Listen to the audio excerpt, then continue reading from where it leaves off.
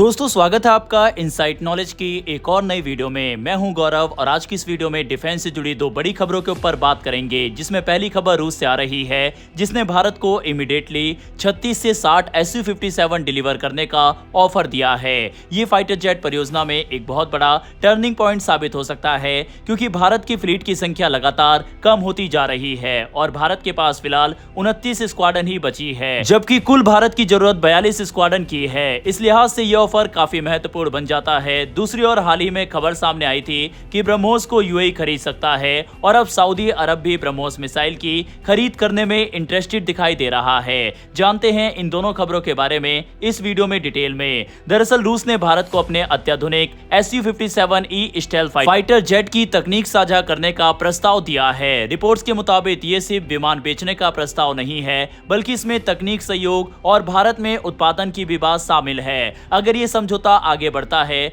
तो ये भारत और रूस के रक्षा संबंधों में अब तक का सबसे बड़ा कदम माना जा सकता है। Su-57E रूस के 5वीं पीढ़ी के स्टेल्थ फाइटर जेट का एक्सपोर्ट वर्जन है। इसे अमेरिकी F-35 और चीन के J-20 जैसे आधुनिक स्टेल्थ विमानों का मुकाबला करने के लिए तैयार किया गया है। स्टेल्थ तकनीक की वजह से ऐसे विमान दुश्मन के रडार पर आसानी से दिखाई नहीं देते और लंबी दूरी तक मिशन को अंजाम देने में सक्षम होते हैं। रिपोर्ट्स के अनुसार रूस भारत को इस विमान से जुड़ी कई महत्वपूर्ण तकनीकों तक पहुंच देने के लिए तैयार है। इनमें रडार का source code, electronic warfare system और मिशन सॉफ्टवेयर जैसी अत्याधुनिक तकनीकें शामिल बताई जा रही है। यदि ऐसा होता है तो भारत भविष्य में अपनी जरूरतों के अनुसार इस विमान में बदलाव और अपग्रेड भी कर सकेगा।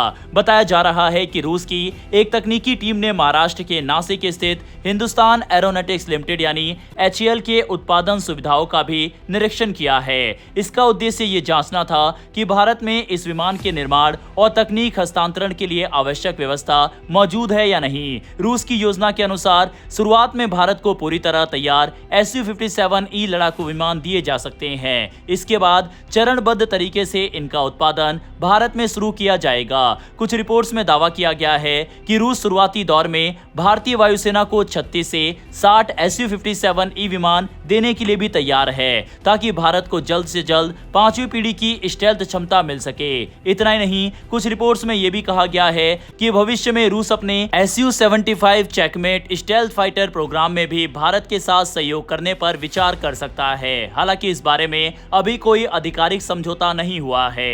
हाल ही में Saint Petersburg international economic forum 2026 के दौरान भी रूस के राष्ट्रपति व्लादिमीर पुतिन ने भारत के साथ रक्षा सहयोग बढ़ाने की बात दोहराई। रिपोर्ट्स के अनुसार उन्होंने कहा है कि रूस भारत के साथ Su-57E का संयुक्त विकास करने के लिए तैयार है और सहयोग की कोई तय सीमा नहीं होगी, यानी भविष्य में दोनों देश मिलकर इस विमान को और उन्नत भी बना सकते हैं। एक्सपर्ट्स का मानना है कि रूस के इस प्रस्ताव के पीछे एक बड़ा रणनीतिक कारण भी है। चीन लगातार अपने J-20 स्टेल्थ फाइटर के बेड़े का विस्तार कर रहा है, जबकि पाकिस्तान के पास भी भविष्य में J-35 स्टेल्थ फाइटर आने की संभावना जताई जा रही है। ऐसे में रूस चाहता है कि भारत के पास भी जल्द से जल्द आधुनिक स्टेल्थ लड़ाकू क्षमता हो, जिससे क्षेत्र शक्ति संतुलन बना रहे। हालांकि ये ध्यान रखना जरूरी है कि फिलहाल ये एक प्रस्ताव है। अभी भारत सरकार या भारतीय वायुसेना की ओर से इस पर अंतिम फैसला नहीं लिया गया है। खैर, बढ़ते हमारी अगली खबर की तरफ। भारत की ब्रह्मोस मिसाइल अब दुनिया की सबसे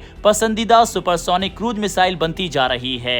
दक्षिण पूर्व एशिया के बाद अब मध्य पूर्व अफ्रीका और लैटिन अमेरिका के कई देश भी इसे खरीदने में रुचि दिखा रहे हैं। ब्रह्मोस का पहला विदेशी ग्राहक फिलीपींस बना, जिसने तटीय रक्षा के लिए इस मिसाइल को खरीदने का समझौता किया। इसके बाद वियतनाम और इंडोनेशिया जैसे देशों के साथ भी बातचीत आगे बढ़ रही है। अब खबरें हैं कि सऊदी अरब, संयुक्त अरब अमीरात, मिस्र, थाईलैंड, ब्राजील और चिली जैसे कई देश भी ब्रह्मोस खरीदने में दिलचस्पी दिखा रहे हैं। इससे साफ है कि भारत की रक्षा तकनीक पर दुनिया का भरोसा लगातार बढ़ रहा है। ब्रह्मोस की सबसे बड़ी खासियत इसकी जबरदस्त रफ्तार है। ये लगभग मैक 3 यानी ध्वनि की गति से करीब 3 गुना तेज उड़ान भर सकता है। इतनी अधिक गति के कारण दुश्मन के पास प्रतिक्रिया देने के लिए बहुत कम समय बचता है। यही वजह है कि इसे दुनिया के सबसे प्रभावी क्रूज मिसाइलों में गिना जाता है।